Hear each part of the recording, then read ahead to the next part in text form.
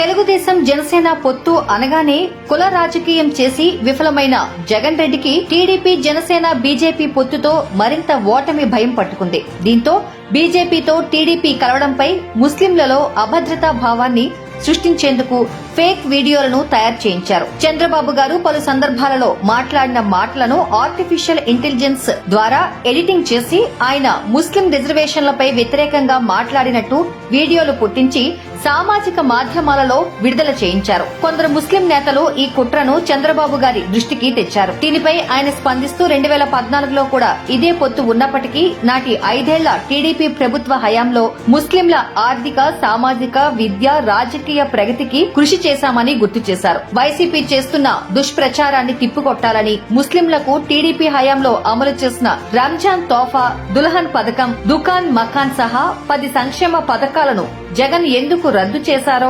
అడగాలని ముస్లింలకు సూచించారు. ముస్లింలకు పూర్తి భరోసా కల్పిస్తామని టీడీపీ అధినేత చంద్రబాబు స్పష్టం చేశారు.